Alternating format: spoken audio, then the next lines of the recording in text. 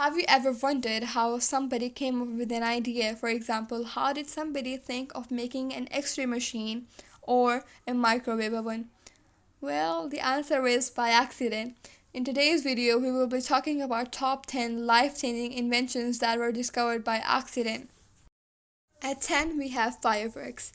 Some 2000 years ago, in a Chinese kitchen, a cook made one of the oldest accidental discoveries known to man when he mixed sulfur, saltpeter, also known as potassium nitrate, and charcoal over a fire.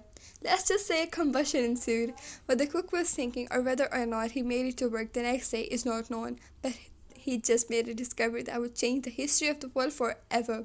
The ancient Chinese called it fire chemical and quickly learned that when they compressed a concoction such as inside a piece of bamboo, it exploded. Thus, the firecracker was born. Next up, we have laughing gas. In 1799, Humphrey Davy, a young English inventor and a chemist who would eventually be elected president of the Royal Society in London, decided to use himself as a guinea pig to find out the effects of inhaling artificially produced gases, all in the name of science. Along with an assistant, Dr. Kinglake, they discovered that heat-treating ammonium nitrate crystal produced a gas that they could collect in special oil-treated silk bags. They then could run the gas through water vapors, which would purify it. After attaching a makeshift mouthpiece, Humphrey inhaled a bag of gas and was euphorically amazed and more than pleasantly surprised with the result. He had discovered nitrous oxide, or laughing gas, and probably the very origin of the saying, "they were gassed." Next is saccharin. Other than lead acetate, which is a known toxin, saccharin is the first artificial sweetener to inexpensively replace cane sugar, and it was discovered completely by accident. Sometime in late 1878 or early 1879, Professor Ira Ramson was running a small laboratory at Johns Hopkins University in Baltimore, Maryland, when he was approached by an import firm S.W. Perot to do some work regarding sugar. The firm wanted Konstantin Fahlberg, an expert on the sweet stuff, to use Ramson's lab to test the purity of a shipment of it. After successfully completing the test, Fahlberg stayed on working for Professor on various projects. One day, while eating his dinner, Fahlberg discovered that his roll tasted unusually sweet and decided to find out why. After deducing that the bread hadn't been sweetened by the baker, the proverbial light bulb lit up, and he assumed that he must have gotten a chemical on his hands while working at the lab, and that substance had been transferred to his roll, making it taste sweet. Since he felt no adverse reactions to this unknown chemical, he decided to find out what it was. Fahlberg couldn't exactly remember what substance he had brought home on his hands, so he simply taste tested every chemical he had at his workstation the day before, and voila, he found it. He discovered that he filled a beaker with phosphorus chloride, ammonia, and sulfur benzoic acid, which in turn created benzoic sulfamide, which was a compound he knew of but never had any reason to eat. He had discovered saccharin, which really became popular during the sugar shortages of World War I. At 7, we have X-rays. On November 8, 1895, Wilhelm Conrad Röntgen, a German physicist, was working in his lab running tests on cathode rays when, out of his peripheral vision, he spotted a strange glow on a screen that had earlier been treated with chemicals. Wilhelm had been the first person in history to observe X-rays, which is what he dubbed them due to their unknown and mysterious properties. With no moving parts or electronics to fail, Silly Putty remains one of the most prolific toys ever produced. In its first 5 years, over 32 million units were bought worldwide. Today, it is guesstimated that almost a third of a billion have been sold around the globe.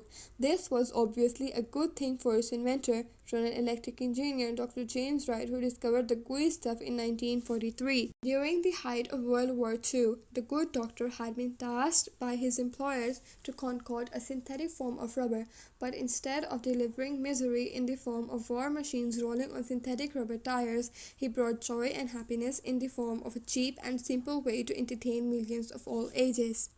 While trying different chemical combinations to produce a synthetic rubber, Dr. Wright mixed silicone oil and boric acid together, and he managed to invent a sticky mass of goop that would eventually be dubbed Silly Putty. You push 2 on a keypad. A box lights up and you see a plate rotating with a small brown packet on it. Soon, a machine gun rattle fills your kitchen air with the familiar, tantalizing odor of your favorite buttery snack. You have in front of you not only steaming hot and buttery popcorn, but one of the most prolific machines ever invented in history, and it was discovered by accident. It is the microwave. In 1946, an engineer working for Raytheon named Percy Spencer was working with the magnetron, the main component of a radar system, when he found that a candy bar he was carrying in his shirt pocket had melted into a gooey mess while he was in close proximity to the device. His interest piqued, he placed an egg in the path of the magnetron's ray and got a face full of egg for his trouble. He then got the idea to put some corn kernels on a plate, and he got them to pop all over the lab. The rest, as they say, was history. Percy Spencer is also credited with the invention of proximity tubes, which allows bombs to explode above their targets for a much better effect. Fluorochemical technology, which involves products made from chemical compounds containing fluorine, is 3M's bread and butter, so to speak. They have been global leaders in the industry for well over half a century, yet there was a time when their scientists were greatly challenged by the task of creating useful products using this technology. A young chemist named Patsy Sherman accepted that challenge when she was hired by 3M in 1952 and soon agreed to meet it in 1953. Sherman was then given the assignment to come up with a rubber-like material that would resist jet fuel and, as so often happens, discover something totally different instead. It started with an accident when one of her assistants spilled some of her compound they had been experimenting with on her new sneakers. She was really irritated by the fact that she couldn't get the stuff off of them no matter what kind of solvent she tried. This intrigued Sherman, who was excited by the tenacity of the experimental products, so she joined forces with Sam Smith, another 3M chemist, in an effort to develop a badly needed and inexpensive fluorochemical waterproofing agent for clothing, something unimaginable at the time. After a few years spent refining their compound, the team of Sherman and Smith unveiled their brand new product to the world, and in 1956 the brand name Scotch Guard was born. At 3 we have pacemakers. It was 1956. Wilson Greatbatch was working on a device to monitor and record the sounds of the human heart when he inserted a transmitter into his device that was 100 times as powerful as he would normally use. His mistake caused the instrument to create electrical impulses that were perfectly emulating the beat of the heart. So, instead of ruining the thing, which could have easily happened, the device wasn't monitoring the heartbeat, it was creating one. He was amazed when he quickly realized that his invention could be used as an internal pacemaker, an instrument which at the time had to be worn like a necklace, with the thing shocking the patient to keep the heart beating. Next up, we have post-it notes. In 1968, a scientist working for the Minnesota Mining and Manufacturing Corporation, also known as 3M, named Spencer Silver, was given the job of inventing a super adhesive design exclusively to be used in the aerospace industry, a very tough industry to design for. His initial attempt was a flop. He was looking for strength but got something strong enough to maybe hold a sheet of paper to a bulletin board, giving them the idea of to fashion some notepad prototypes, even though they didn't have much faith in the concept. Art Fry, another employee of 3M, had the idea to use one of these prototypes as bookmarks in his choir hymn book because he kept losing his place while singing. With this practical use, he realized that the prototype notes worked perfectly by sticking really well while leaving no glue and no damaging to the pages. Silver Fry and several others who worked on perfecting the notes had mistakenly invented an entire brand new hit product line. It was tough going at first, but after the 4 failed marketing attempts in as many big cities, 3M managed to get free samples into the hands of people in Boise, Idaho, where post-its were finally took off. It had been 12 years, but it was worth the struggle in the end. Humans have had fires for eons, and we have always looked for easy ways to start fires.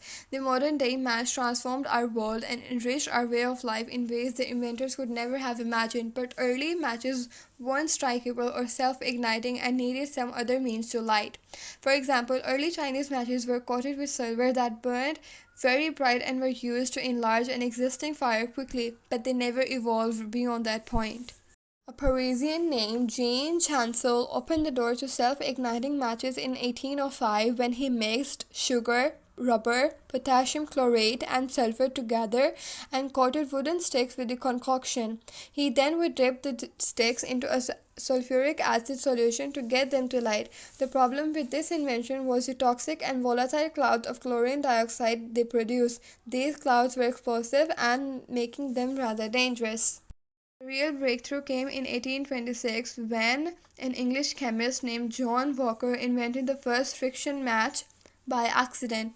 While working in his lab, Walker noticed that a globe of chemicals he had been working with earlier had dried and formed a lump on the end of his stir stick. Not wanting to mix the chemicals into his present experiment, he started scraping the stub off the implement and was both startled and pleased when it burst into flame. Walker used a sulfur-based compound on the matches' head and rough paper coated with phosphorus to strike them with. The user would fold the paper over the match and pull it through while applying a bit of pressure to light it.